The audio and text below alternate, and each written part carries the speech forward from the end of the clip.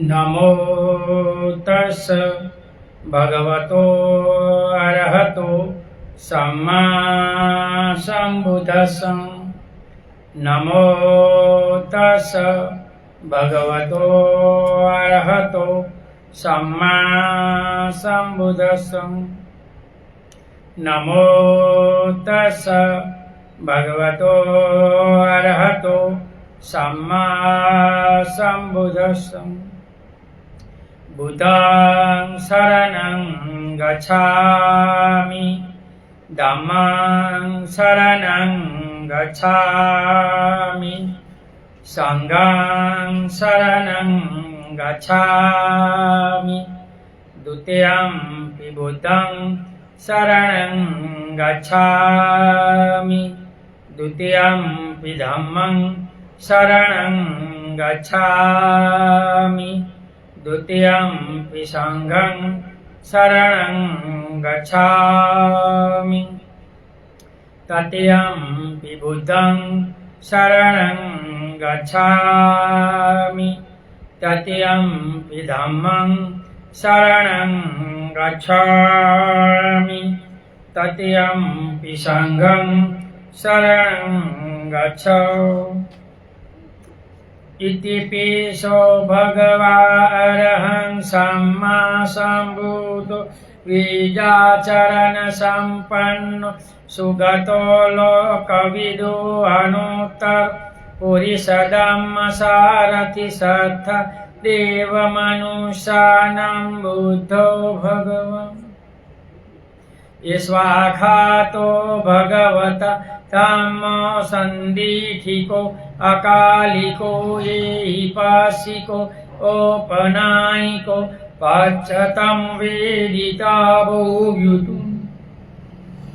सुपटिपन्नो भगवतो सावकसङ्घो उजुपटिपन्नो भगवतो सावकसङ्घ सामिति पटिपन्नो भगवतो सावकसङ्घ।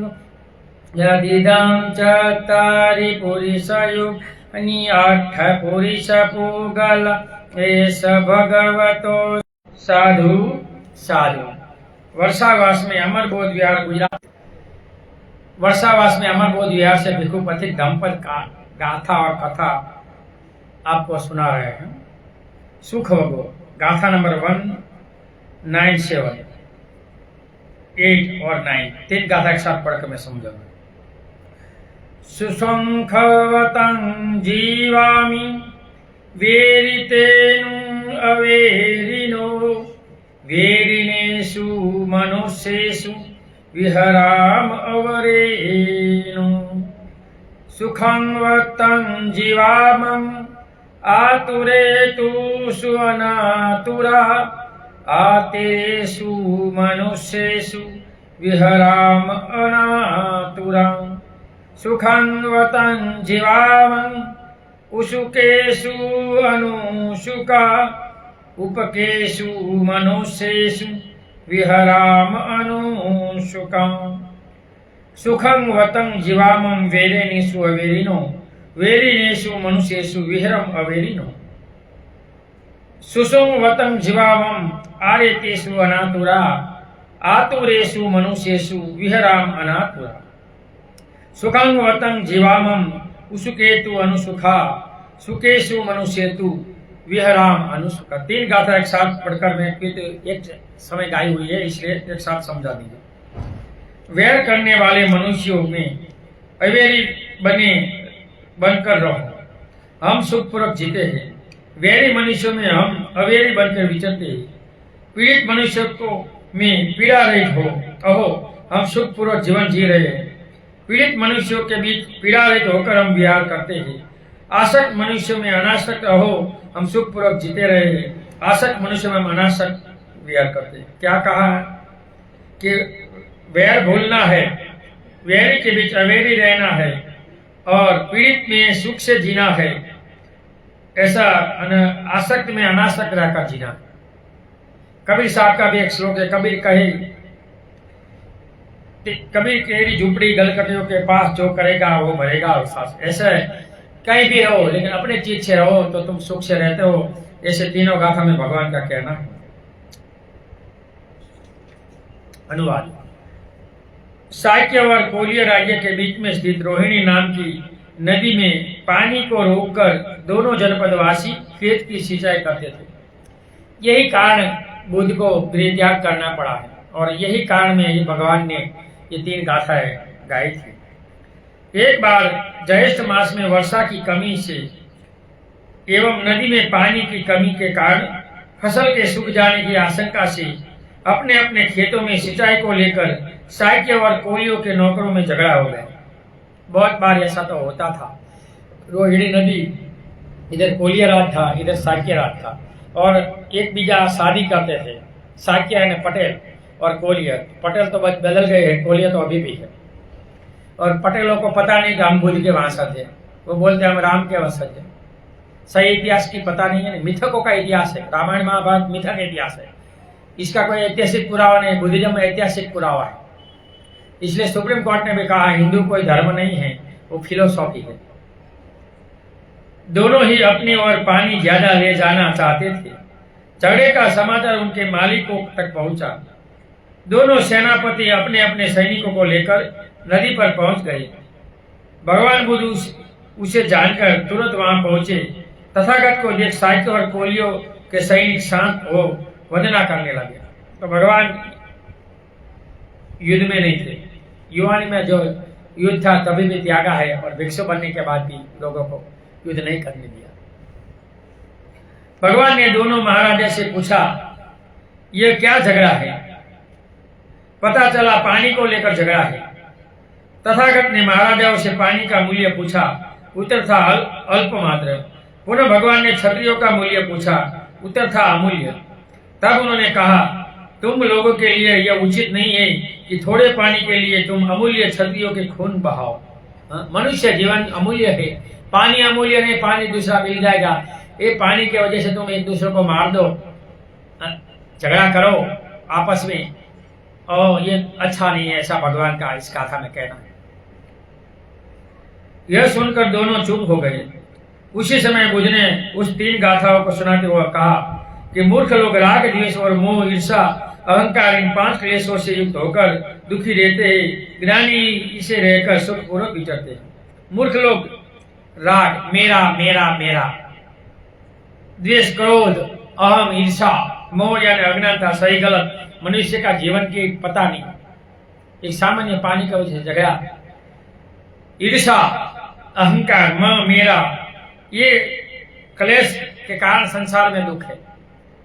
अगर जिनके चित्त में क्लेश नहीं है वो कभी दुखी नहीं होगा। सुख दुख मनुष्य का चित्त की अवस्था है। जो पॉजिटिव चित्त अवस्था होगी वो कभी दुखी नहीं होगी। ऐसा भगवान का इस गाथा में कहना है।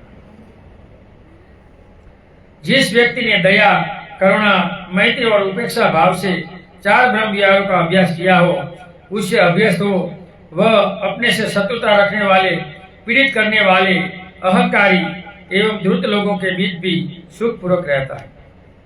शत्रु के बीच अवैरी रहे वही सही व्यक्ति। वैर से अवैरी रहे, भगवान ने कहा है, वही सही व्यक्ति है।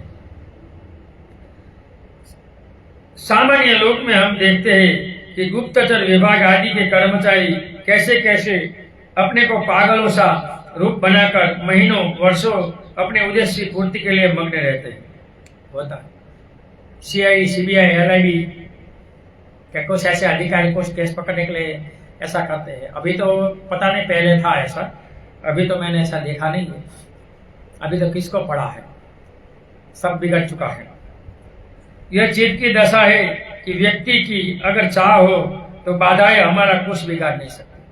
अगर तुम संकल्प से कोई भी वस्तु चाहते हो तो हर बात कर सकते हो, लेकिन तेरी चाहत होनी, करने की दानत होनी चाहिए। बिना दानत कुछ नहीं होगा।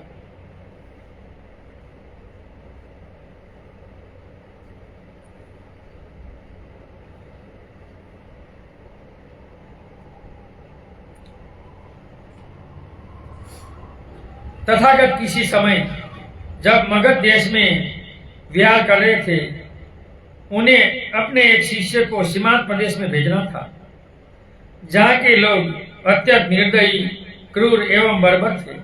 उनका दमन करना सामान्य काम नहीं था। इस बाबत उन्होंने भिक्षु संघ से पूछा, कौन स्थविर वहां जाना चाहेगा?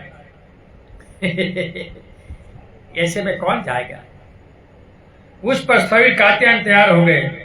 तथागत ने उसे 3 प्रश्न अभिप्राय से पूछा कि यदि कात्यायन तुम इससे सफल होते तो तुम्हें सीमांत प्रदेश में भेजा जाएगा। पहला प्रश्न था, वहां के लोग अत्यंत क्रूर और निर्दयी हैं। किसी अजनबी को देख वे तुम पर हंसेंगे भी और थूकेंगे भी, तो तुम क्या करोगे? कात्यायन ने उत्तर दिया, मैं तो यही सोचूंगा कि उनके स्वभाव के अनुसार तो ये मुझे पकड़ सकते हैं, डंडे पत्थर मार सकते हैं, लेकिन ये मात्र मुझ पर थूक ही रहे हैं, मात्र मेरी ऊपर हंसी रहे हैं। इससे अच्छा हो क्या हो सकता है इन्हें मेरे प्रति व्यवहार। फिर भगवान ने पूछा, यदि वे तुम्हें डंडे और पत्थर से मारेंगे तो तुम क्या करोगे? ये सवाल दूसरा आया। भगवान ने दूसरा सवाल पूछा, पंते मैं नहीं यही सोचूंगा कि यह जो मुझे जान से मार डाल सकते थे, उनका स्वभाव तो किसी को पीड़ा पहुंचाने और मार डालने का है। यह तो मात्र मुझे डंडा और पत्थर से चोटी पहुंचा रहे हैं, मुझे जान से तो नहीं मार डालते ना। देखो कितनी करुणा, कितनी मैत्री, असीम मैत्री। इसमें मुझे खुशी होगी। अंतिम प्रश्न बुद्ध ने किया, यदि वे तुम्हें जान से मार ही डाले तो क्या सोचेंगे? परंतु इस संसार में मैं असंख्य कल्पों तक व्यर्थ में उत्पन्न हुआ हूँ, मरा हूँ, इससे मेरा कुछ ही हित नहीं हुआ और भी हजारों बार उत्पन्न होकर मरता रहूंगा। उससे क्या? यदि इस समय में उनकी भलाई कर सका, उन्हें सम्यक मार्ग पर ला सका, तो उससे बड़ी मुझे प्रसन्नता क्या हो सकती है। मैं यही सोचूंगा कि कम से कम मेरा जीवन तो लोकहित की भावना में अर्पित हुआ। खुशी होगी, मृत्यु को भी मैं सहर्ष स्वीकारूंगा, उनका मैं प्रतिरोध नहीं करूंगा। कितनी करुणा, मौत का थोड़ा भी भय नहीं। ऐसे भिक्षु बुद्धिज्म फैला सकते हैं। हमारे जैसे पेटू नहीं खाकर 3 बार मजा करे, वो कुछ नहीं कर सकते। इस पर भगवान बहुत प्रसन्न हुए और कहा कि जिनके पास इस प्रकार का उद्देश्य साफ हो और अपने कृत्य के प्रति निष्ठा हो, उसे कोई अपने मार्ग से डिगा नहीं सकता। निश्चित ही तुम अपने लोगों का हित कर सकते हो। ऐसा कहकर स्थविर कात्यायन को वहीं जाने की भगवान ने अनुमति दी कि कात्यायन तुम सफल हो सकते हो। तुम वैरी के बीच अवेरी रह सकते हो, दुखी के बीच तुम सुखी रह सकते हो। और भगवान ने कहा कि अनासक्त बीच तुम सुखपूर्वक रह सकते हो, पीड़ित के बिना अपीड़ित तू रह सकते हो, तुम जा सकते हो, तुम संसार का भला कर सकते हो, ऐसा भगवान ने कहा।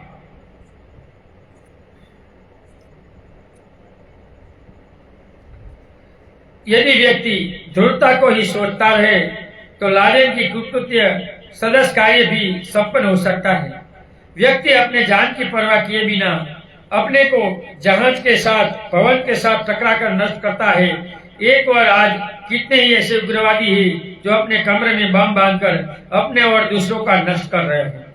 वहीं दूसरी तरफ समाज के हित के लिए अपने को समर्पित करने वाले हितैषी लोगों की भी संसार में कमी नहीं। ये शेड्यूल कास्ट के लोग भी कितने हैं, वो भी अपनी जान दे सकते हैं। हमने देखा उना अत्याचार हुआ तो कम से कम 6-7 लोगों ने अपनी जान दे दी। अगली बार अनामत का जो हुआ, छोटा सा बच्चे ने जान दे दी। ये महसाणा के पास एक भाई ने भी पेट्रोल से जलाकर खेती की जमीन के लिए अपनी जान दे दी थी। तो धैर्य होना चाहिए। अभ्यास करने पर क्या नहीं हो सकता। इसे जब आप ओलंपिक में खिलाड़ियों द्वारा प्रदर्शित कर्तव्यों को देखें तो ज्ञात होगा। इसी प्रकार हम सावधानी या जागृति की आवश्यकता को उस उदाहरण से समझ सकते हैं कि अगर व्यक्ति अपने दृढ़ संकल्प करेगा कि मुझे कार्य करना है तो कर सकता है, लेकिन तुम्हारी नीति होनी चाहिए। भगवान कहते हैं कि बुद्ध में मैत्री, करुणा, मुदिता, उपेक्षा भाव होना चाहिए, लेकिन हम सांप्रत देखते हैं सब बदले की भावना वाले बोध है। अब जो दीक्षा लेते हैं वो अपने पीखों से भी आदरणीय है, संघ से भी। बार बार भगवान कहते हैं कि मैं वैषज्ञ हूं, धम मेरा दवाई है और भिक्षु तुम्हारा नर्स है। ये तीनों के बिना बदलाव संसार में नहीं आ सकता। इसलिए भिक्षु को आदर करना चाहिए और सिस्टम में आना चाहिए। जब तक सिस्टम में आएगी तब तक बुद्धिज्म आगे नहीं बढ़ सकता। हम थाईलैंड, श्रीलंका विदेशों में भी गए हैं, वहां हमारे उपासकों को ये लोग उपासक नहीं समझते और यहाँ के भिक्षु को भिक्षु नहीं समझते। क्यों? क्योंकि नीति नियम और विनय में भिक्षु और उपासक नहीं है। इसलिए दिखाई तो देने चाहिए ना उपासक। बुद्धिज्म में शुद्ध बोलना, गाना, पठन करना पहले लिखा हुआ नहीं था, तो इनकी बहुत परित्राण की, महापरित्राण पाठ की, परित्राण पाठ की बहुत बड़ी महत्ता। पूरे पूरे रात भिक्षु लोग गाते और उपासक सुनते, कठस्थ करते हैं। यहाँ तो श्रीलंका में जिन भिक्षु को दंपत कंठ नहीं होगा, इनकी उपसंधा नहीं होती। देखो कितना कठिन मार्ग है। तो यहाँ कुछ नहीं है, सिर्फ दिखावा है। दीक्षा लो, खा पियो, नाम बदलो, घर जाकर सो जा, कोई बदलाव ही नहीं है। सिर्फ नाम लेना है बाबा साहब को, इनको भी बदनाम कर रहे हैं। किसी व्यक्ति के शरीर में चारों ओर फोड़े निकले हो और उस शराबियों के बीच में रहना पड़े, ऐसा सोचकर वह कितना सावधान होकर रहेगा, जबकि किसी भी समय शराबी उनके पर गिर पड़ेगा और उसे अपने घावों के कष्ट को भोगना पड़ेगा। सही बात है। यदि इस तरह सावधान होकर व्यक्ति अपने अंदर उत्पन्न होने वाले चित्त विकार को देखता रहे, उनके दोषों को मनन करता रहे, तो उनके ये शत्रु उसका क्या हित कर सकता है। ऐसा ही पर्याय हजारों हजरत और बोधिसत्व बुद्ध गणेश और संसार में जगत को दिया। ये हमारे बाबा साहब को देखो, कितने वैरी थे, इनके बीच बाबा साहब अवैरी बनकर जिए। कितनी पीड़ा, शरीर में बीमारी थी, फिर भी बाबा साहब सुखपूर्वक जिए और अनासक्त में आसक्त हो सकते थे, लेकिन संपत्ति से अनासक्त रहे। तो इनका नाम है, ये इनके उद्देश्य सुख चाहते तो वो ले सकते, लेकिन ऐसा नहीं किया। तो ऐसे व्यक्तियों की नामना रहती है, लेकिन इनको भी अभी बेच रहे हैं। ये कारण है पुनः प्यार। इसलिए हमें शेड्यूल कास्ट के लोगों को डबल मताधिकार मांगना चाहिए और ये अनामत वापस ले लो, हमें नहीं चाहिए, ऐसा बोलना चाहिए। हमें डबल मताधिकार दो, सब आ जाएगा। यहाँ एक गाथा खत्म हुई कि जो महापुरुष संसार को जानते हो, जगत को कुछ देना है बाबा साहब जैसे, वो ये गाथा इनको लागू होती कि वेरी के बीच अवेरी रहे, आसक्त अनासक्त रहे आस्तकों के बीच और सुखपूर्वक जिए, इतनी बीमारी फिर भी। तो ऐसे कम लोग दुनिया में होते हैं। यहाँ एक गाथा खत्म हुई, आगे दूसरी दोषों की गाथा में गाकर सुख भोगोगे, आपको समझाता हूं। सुसुखं वतं जीवामं येषनो नथि किंचनं पितक्वाभिवस्वाम देवा आभासरायथा। सुखं वतं जीवामं येषनो नथि विकं पिति भिक्खवा भवामि देवा आभासरायथा। भगवान इस गाथा में कहते हैं, हम लोगों के पास कुछ नहीं है, अहो हम कितना सुख से जीवन बिता रहे हैं। हमारा आभास और देवताओं की भांति प्रीति की भोजन होगा। तो 6 देवलोक है, इसमें आभास और देवता है, इनका आहार प्रीति है। तो ये देवताओं के अधीन ये गाथा भगवान ने गाई है।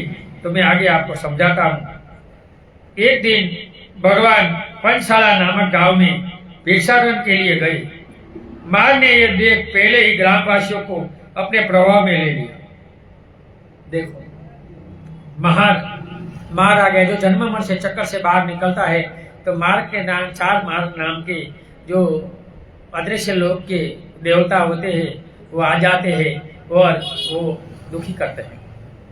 तथागत को देख ही नहीं सके, भगवान को खाली मात्र वापस लौटना पड़ा। तब मार ने आकर भगवान से कहा, क्या श्रमण कुछ भिक्षा पाए हो? भगवान ने कहा, पापी क्या तूने ऐसा किया है कि भिक्षा न मिले? भगवान को नरक में भोगना पड़ा था इसको। भगवान को दुखी करना अच्छा बात नहीं। उसने कहा, इनकी परीक्षा के लिए आप पुनः गांव में भिक्षा के लिए प्रवेश करें। मार यह सोचता रहा था कि पुनः अगर भगवान बुद्ध जाए तो सभी के शरीर में आयुष होकर उन पर हंसे, ताली बजाए, गाली गलौज करे, ऐसा मैं करूंगा। इंसान के चित्त में मार चला जाता है तो वो अपमान, अवहेलन, गाली गलौज वगैरह होता है। उस समय नगर की बहुत सी कन्याएं नदी से स्नान कर लौट रही थी। बुद्ध काल में हमारी जैसी सुविधा नहीं थी, नहाना धोना, पानी वगैरह नदी या तालाबों में जाना पड़ता था। तो ये कन्याएं नहा धोकर आ रही थी। भगवान बुद्ध को देखकर वंदना कर एक बार बैठ गई। वो धर्म को मानती होगी, इसलिए ये किया होगा। फिर मार्ग ने अपमानित करना चाहते हुए बुद्ध से कहा, पंते, भिक्षा न मिलने से आपको भूख सता रही होगी। भगवान ने कहा, आज हम कुछ नहीं खा पाकर भी आभास्वर देवों की भांति प्रीति सुख भक्षण कर ही बिताएंगे। ध्यान साधना में जाएंगे तो प्रीति में सुख होता है।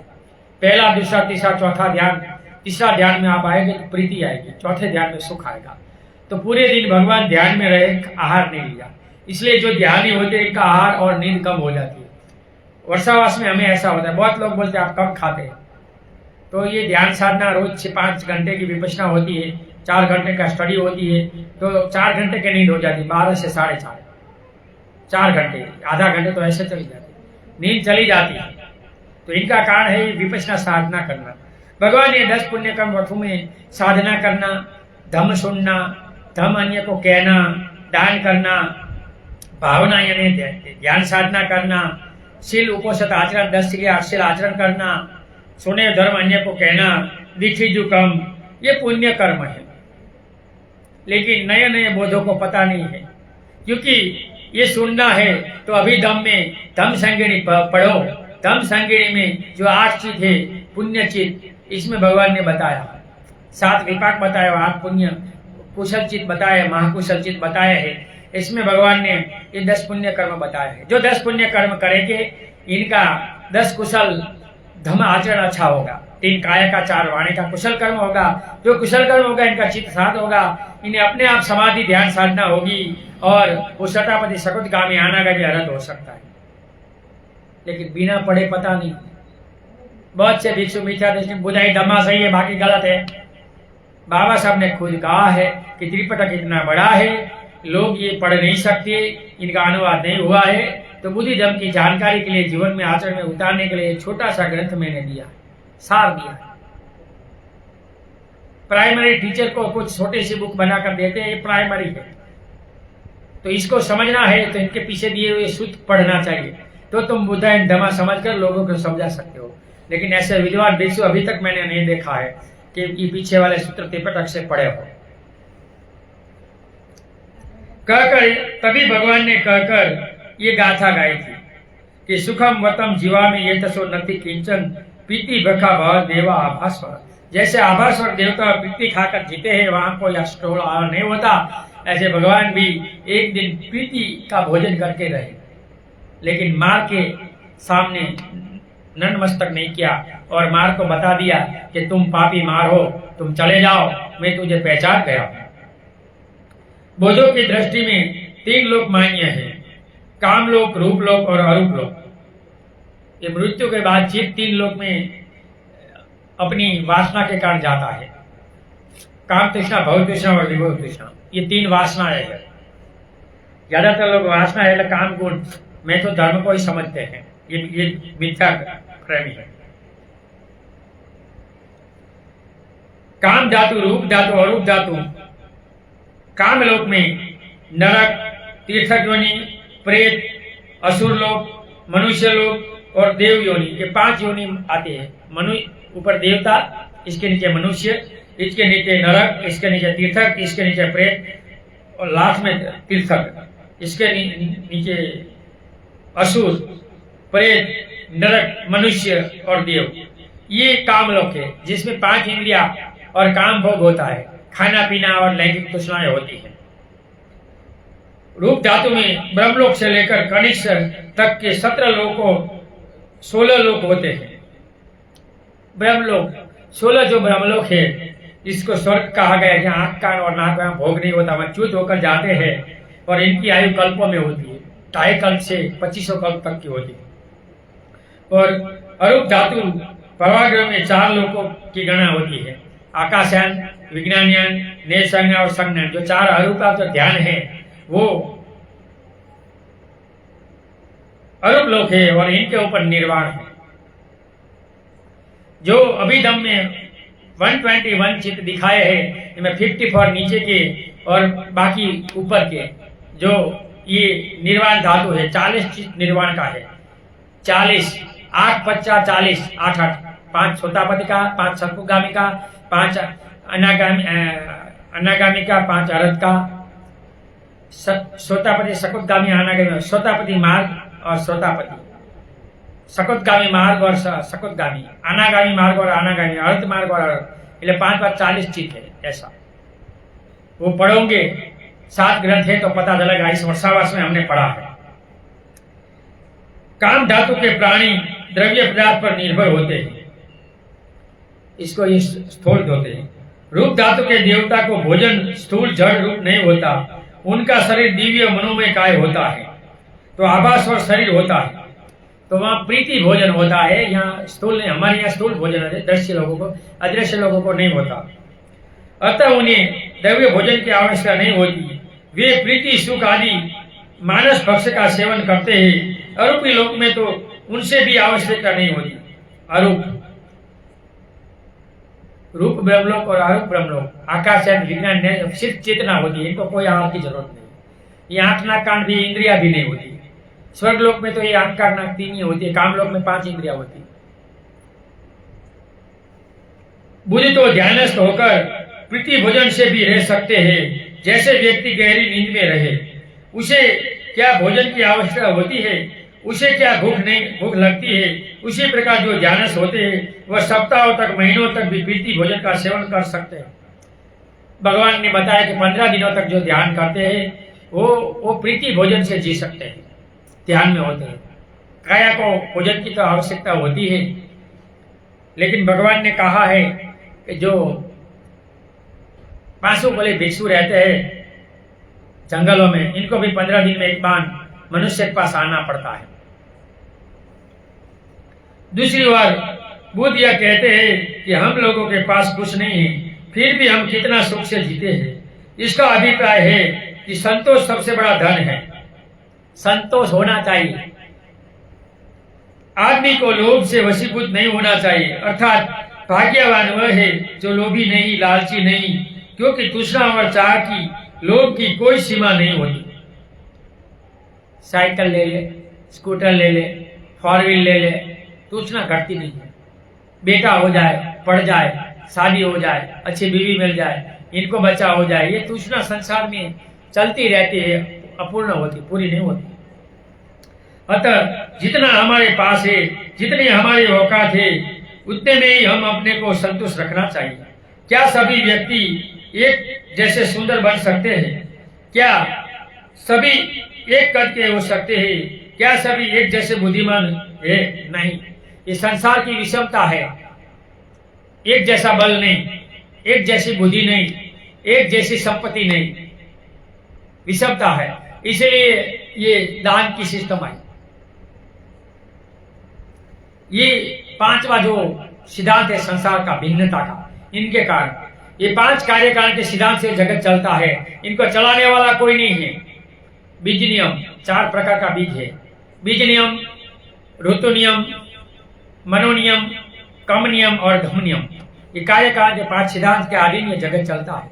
इस जगत की उत्पत्ति में पहले लील हुई, लास्ट में मनुष्य हुआ। मनुष्य से ऊपर कोई नहीं है। मनुष्य से बाहर ऊपर देवता लोक में यानी स्वर्ग लोक में और नीचे अधोगति नरक लोक में कैसे जाना है, ये अपने कर्म के विपाक के कारण है। इसलिए कर्म क्या है वो पता होना चाहिए।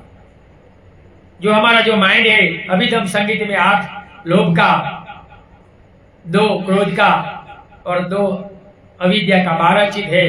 इनके ऊपर 7 विपाक चित है और इनका 14 नेगेटिवता है। और वो नेगेटिव न कारण 7 विपाक में मनुष्य के नीचे अधोगति में ज्यादातर जाते हैं।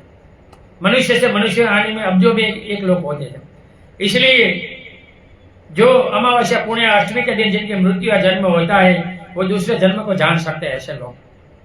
और हम जगत में देखते हैं बहुत सी महिलाएं अपना देखा मैं यहाँ थी, अभी भी टीवी में आया था। और ऐसी बहुत मनोविज्ञान की खोज भी हुई है। कम इसलिए है कि मनुष्य से मनुष्य में कम लोग आते हैं, करोड़ों में अब्जों में आते हैं। ये 31 भूमियों में जन्म मरण का जो चक्कर है, 18,67,000 योनियां है, वो जन्म मरण का चक्कर चलता है। क्या सभी एक जैसे प्रतिभाशाली बन सकते हैं? यदि नहीं तो जितने हमारे पास है ये सब संतुष्ट होकर सुखपूर्वक जीना चाहिए। तो हर लोगों को, हर इंसान को सुख से जीना चाहिए और दूसरों को भी सुख से जीने देना चाहिए। ये मार्ग भगवान को कहा तो सब भगवान नहीं है। जो समय जो मिला है इससे सुख से जीकर हम अपना अच्छा जीवन जीने का प्रयत्न करना चाहिए। यहाँ ये गाथा खत्म हुई, आगे दूसरी गाथा गाकर मैं आपको समझा रहा हूँ। 201 जयं वेरं पशवती दुखं सेति पराजितो उपसंतो सुखम सेति हित्वा जय पराजयम्।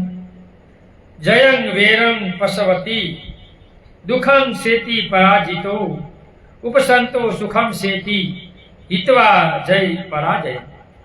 भगवान इस गाथा में कहते हैं, सुख गाथा में कहते हैं, विजय से शत्रुता पैदा होती है, पराजय से व्यक्ति दुखी रहता है। जो जय पराजय दोनों को छोड़कर अर्थात राग देश मोह दोषों को आगे छोड़कर जो त्यागता है वह साथ जीता है, सुख से सोता है, सुख से जीता है, इनको कोई प्रॉब्लम नहीं होता। भगवान इस गाथा में कहते हैं भावार्थ। कौशल नरेश प्रसेनजीत वाराणसी के लिए मगध नरेश अजात शत्रु से 3 बार लड़ाई कर हारा था। बुद्ध काल में मगध जो प्रदेश है वो सबसे बड़ा प्रदेश था। ये सम्राट अशोक इनका चक्रवर्ती राजा था। उसने तीसरी बार सोचा मैं दुर्मुख लड़के को भी हरा न सका, ऐसे मेरे जीने से क्या। वह खाना पीना छोड़कर बिछोने तट पर लेटा था। उसे जानकर भिक्षु ने यह सब भगवान से कहा। तब भगवान ने भिक्षु से उस गाथा को सुनाया। ये राजा दुखी हुआ था। ये तृष्णा के कारण होता है। भगवान कहते हैं तृष्णा के कारण भाई भाई लड़ता है, बहन बहन लड़ती है, माता पिता लड़ते हैं, बेटा माता लड़ते हैं, पिता माता लड़ते हैं। इस संसार में ये तृष्णा के कारण है, ये राग देश मोह के कारण संसार में झगड़ा है। साम्यता लोक में लगातार सफलता मिलने पर व्यक्ति को एक पाक्षिक बना देता है।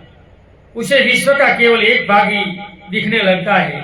वह सफलता के वशीभूत होकर दूसरे भाग को नहीं देख सकता। दूसरी ओर बिना विपत्ति में नेत्र नहीं खुलता। बिना कष्ट भोगे दुनिया का ज्ञान नहीं होता। जब दुख आता है तब लोगों को सुख का पता होता है, सुखी लोगों को दुख का पता होता है।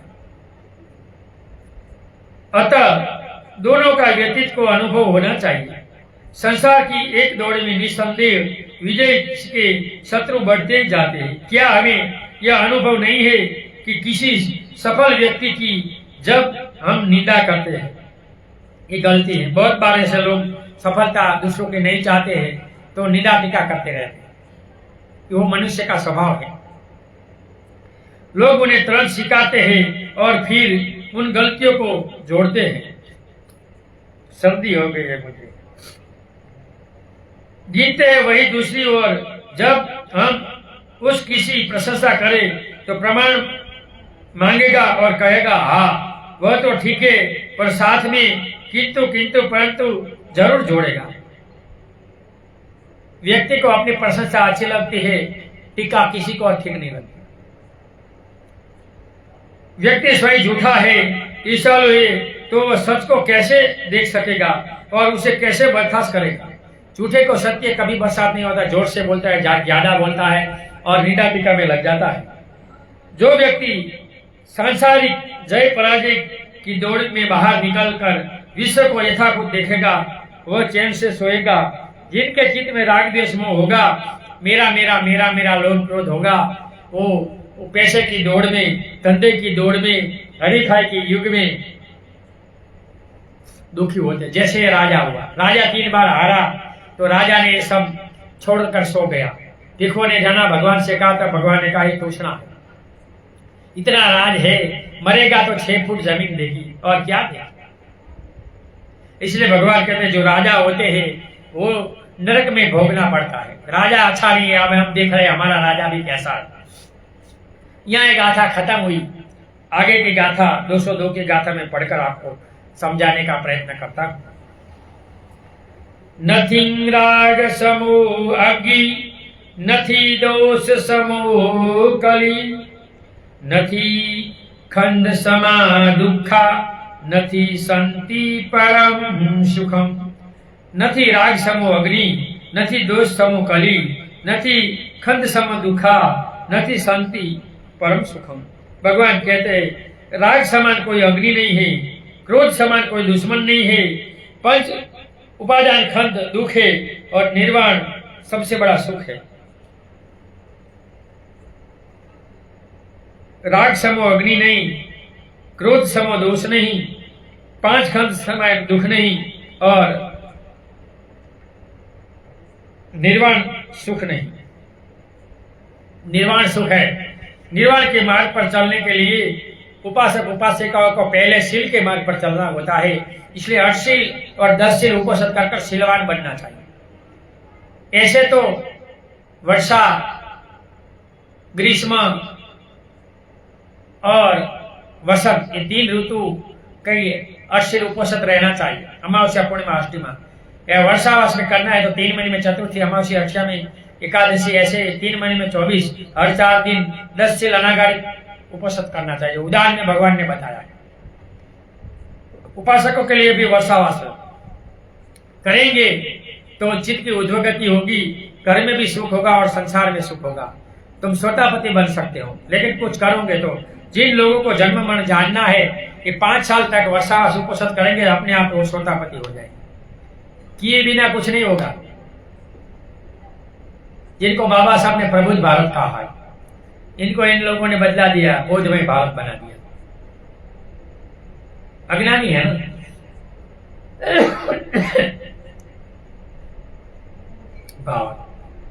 श्रावण में कुल कन्या का विवाह हुआ। उसने माँ बाप ने विवाह के दिन भिक्षु संघ को निमंत्रित किया। भगवान भिक्षु संघ के साथ वहां जाकर आसन पर बैठे थे। तो बुद्ध काल में अच्छे बुरे प्रसंगों में भिक्षु संघ को भोजन के लिए बुलाया जाता है।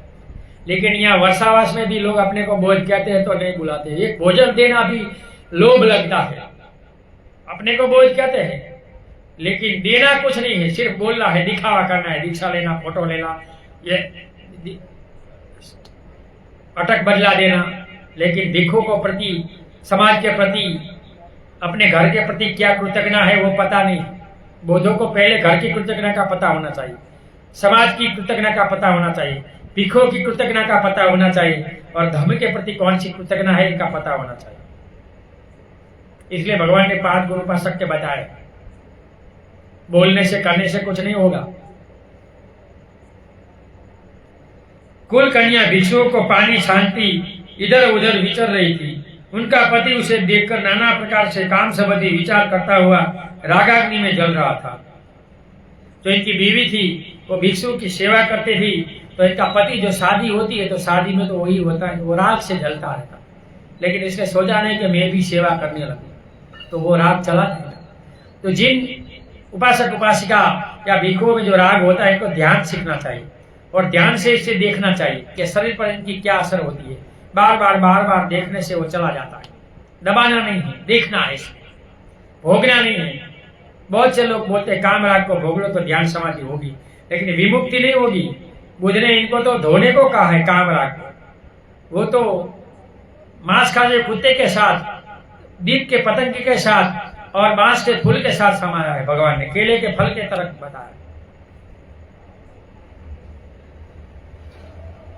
वह सोच रहा था कि ये लोग कब भोजन कर चले जाए। इस चिरवृत्ति को देख भगवान बुद्ध ने उसे अपने पास बुलाकर उस गाथा को सुनाया। तभी भगवान ने वो इनके पति को अपने पास बुलाकर एक गाथा से कि राग समो अग्नि नहीं, इनको अपनी पत्नी के बीवी के काम राग था चित्त में, तो क्रोध हुआ था ये तब सब खाकर चले जाए, तो मैं मेरी बीवी जो मेरी ये साली मेरे पास नहीं आती है और ये सब बाबाओं की सेवा करती है, ऐसा इनको चित्त में क्रोध होने लगा। बहुत बार ऐसा होता है। काम अग्नि के कारण बहुत से लोग अपनी बीवियों को छोड़कर बाहर की बीवियों के पास जाते हैं, छोटे छोटे लड़कों से गलत काम करते हैं और जेल की सजा भी भोगते हैं। ये काम अग्नि के कारण होता है। इसलिए इंसान को काम अग्नि पर काबू होना चाहिए। भगवान ने इसलिए 5वां शील दिया, 5वां नहीं 3रा, कामेषु मिच्छाचारा वीरमणि शिखापदम समाधियम। छोटी है तो बेटी समझो, लड़की समझो, समकक्ष है तो बहन समझो और बड़ी है तो माँ समझो। बहनों को छोटा है तो पुत्र, समकक्ष है तो भाई और बड़ा है तो पिता तुल्य समझना चाहिए। कुंवारे को कुंवारेपणे में और शादी ब्याह को शादी ब्याह में रहना चाहिए। अगर कुंवारे है और काम राग नहीं जाता चित्त से तो अशुभ भावना ध्यान करना चाहिए, सीखना चाहिए। हफ्ते में जो कुंवारे लोग हैं, बनते भिक्षु पथिक मेरे यूट्यूब है, इसमें मैंने एक मेडिटेशन अशुभ भावना का रखा है, जो कान गुण को अगर धोने के लिए है, भिक्षु को सुबह करना चाहिए। तो आप भी हफ्ते में एक बार कर अपने कान गुण को प्रभाव में अपने चित्त को मन में ले सकते हैं। राग से व्यक्ति अधिक जलता है और वह अपने को भूल जाता है कि वह कहाँ है, कौन सा समय है, मैं क्या सोच रहा हूं, वो भूल जाते हैं। क्या कह रहा है, आंख लाल हो जाती है, शरीर गर्म हो जाता है, श्वासोश्वास बढ़ जाता है। कहाँ लेश मात्र किसी इस संबंध में दीवार खड़ी की तो वह उनके लिए मर मिटेगा। क्या महाभारत और राम रावण का युद्ध इनका प्रतीक है ना। राम अपनी बीवी के लिए, राग के लिए वो हरण को मारा और फिर रावण को मारने के लिए चली गई। महाभारत में द्रौपदी के लिए, एक महिला के काम राग के लिए 5 भाई ने युद्ध किया। इस जगत में बहुत ऐसा होता है। काम राग ऐसा है, ये सनातन धर्म का ब्रह्मा अपनी लड़की से शादी की, काम राग को नहीं रोक सका। बहुत से ऐसे ऋषि मुनि हो गए, ये जलती आग में कूद पड़े। ये महाभारत में जो माद्री है, इनको भी ऐसा था कि शादी के दिन वो इनका पति, फिर भी इसने काम राग किया, मरा भी। तो काम राग ऐसा है, पतंगिया जल जाता है ऐसे इंसान जल जाते हैं। नित हमारे चारों ओर इसे लेकर आत्महत्या, परिवार में कलह आदि नहीं होती। राग से बढ़कर दूसरी अग्नि क्या हो सकती है। बहुत बार अपनी बीवी मर जाती है, 50 साल से ज्यादा उम्र है, तो भी दूसरी लाते हैं राग के कारण, और अपने बेटे बच्चे भी को दुख में डालते हैं और कुटुंब को। 50 साल के बाद दूसरी शादी नहीं करनी चाहिए, अपने बच्चे बेटे को बड़ा करना चाहिए। 40 के आसपास है और मर जाता है, छोटे बच्चे हैं तो करना चाहिए। बड़े हैं तो वो चित सेट नहीं होंगे, छोटे होंगे तो हो जाते हैं। जो व्यक्ति को नष्ट कर देती है, भस्म कर देती है, सांसारिक अग्नि को व्यक्ति को एक बार जलाकर भस्म करेगी, लेकिन इस राग अग्नि से प्रेरित कर्म इस जन्म में नहीं, अनेक जन्मों में नरक की अग्नि में जलाते रहते हैं। ये काम अग्नि में जो मानेगा, ज्यादातर आसक्त होगा, तो अगर वो मर जाता है, व्यभिचार करते हैं, तो कल्प में मनुष्य में आता है तो वो किन्नर बनता है, वो भोगना पड़ता है, या निरय में भोगना पड़ता है। इसलिए कभी व्यभिचार मत करो, अपनी पत्नी से संतुष्ट रहो। कुंवारा है तो कुंवारापणे में संतुष्ट रहो। काम राग सबसे बड़ा अग्नि है जो इंसान को जला डालता है, इसलिए इंसान को इन पर काबू होना चाहिए, ऐसा भगवान का इस गाथा में कहना है। उसी प्रकार द्वेष को भी समझे। राग और द्वेष मूल हमारा यह पंचात्मा खंड, रूप, वेदना, संज्ञा, संस्कार और विज्ञान, शरीर के प्रति अभिनय आसक्ति है। रूप, वेदना, संज्ञा, संस्कार, रूप यानी शरीर, पृथ्वी, प्राणी, अग्नि, वायु, 4 तत्व की काया दुख रूप है। 4 भौतिक और ये 5 खंड हुआ, रूप, वेदना, संज्ञा, संस्कार और विज्ञान। तो इसमें 4 भौतिक है और 4 मानसिक है। तो रूप भौतिक है, इनका 4 आता है, पृथ्वी, पानी, अग्नि और वायु। ये कठोर तत्व इसमें है, वो पृथ्वी है। पानी तो ये पेशाब वगैरह है, वो हजम होना, तापमान वो आग है। और ये वायु 8 प्रकार का वायु, श्वास वायु, प्राण वायु, नीचे वायु, सब वायु। और आगे वेदना यानी अनुभूति, सुख दुख और तटस्थ भाव, संज्ञा यानी नक्की करना, संस्कार यानी त्याग होते हैं वो, विज्ञान यानी चेतना, ये पंचखद है। इनकी आसक्ति 11 प्रकार का पंचखद होता है। भूत भविष्य वर्तमान छोटा सूक्ष्म, ऐसे 11 होता, सब मुझे याद नहीं है। तो ये काया की आसक्ति है, ये बाल गंतियों से उठता है, फिर भी हम काले करते, ऐसे करते, मौज करते, लीट करते, अहम का प्रतीक है। इसलिए भगवान ने कहा निकाल दो, देखो रखना ही नहीं है, आराम से जीना है, और कुरूपता का प्रतीक है। मृत्यु के पीछे भी ये बाल निकालने की प्रथा है बुद्धिज्म में। जो मुर्दा उठाते हैं वो इनके प्रति इनका त्याग होता है, वो बाल सब निकाल देते, मूछ वगैरह त्याग करते हैं, शोक दिखाते हैं। ये सिस्टम है संसार की। जब हम यह शरीर है इनके प्रति मोह बना रहेगा, इसी कारण दुख का अंत नहीं होगा। ये राग द्वेष मोह संसार में दुख का कारण है, इसलिए में उपेक्षा भाव, तटस्थ भाव होना चाहिए। अपने प्रति स्नेह प्रेम और दूसरों के प्रति द्वेष तथा जो इस शरीर का हित करता है उनके प्रति आसक्ति, जो इससे सुख में बाधा उत्पन्न करता है, इसके प्रति द्वेष, इनके चलते ही परस्पर प्रतिस्पर्धा, झगड़ा और कलह आदि होते हैं। बहुत बार ऐसा होता है। हमारे एक मित्र की दुकान पर दूसरे ने दुकान की, तो हमारे मित्र ने वो सब फ्रिज वगैरह दे दिया कि तो वो सुखी था, ले जाओ तुम करो, इनकी बंद हो गई तो वो वापस दे दिया।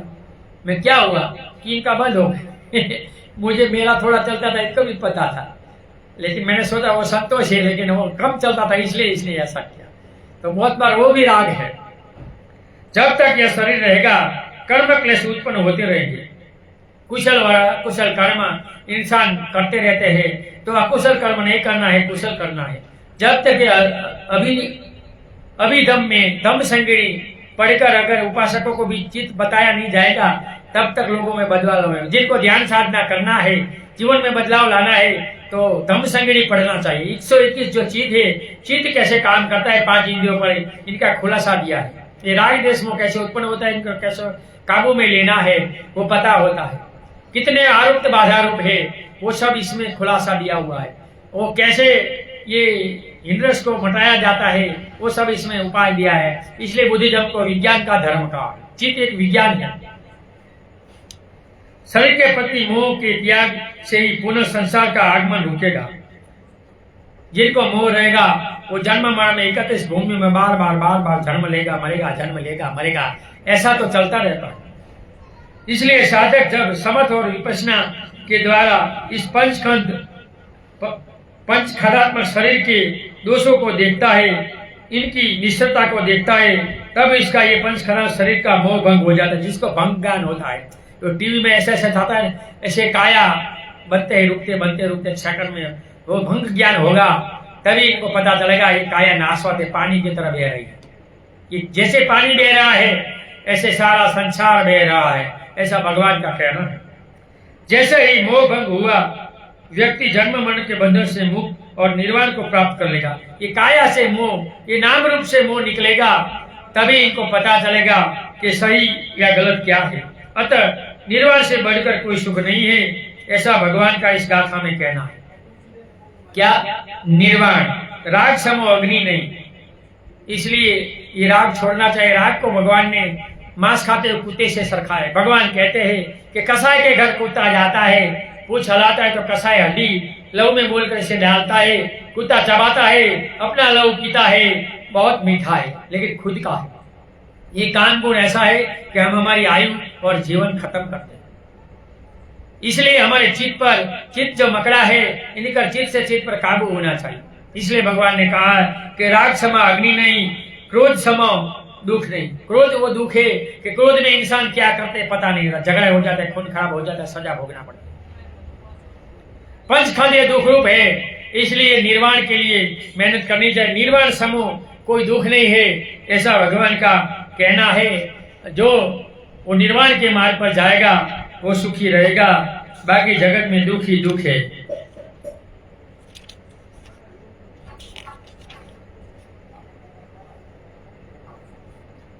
हमारा समय हो गया है, यहाँ ये गाथा खत्म हुई।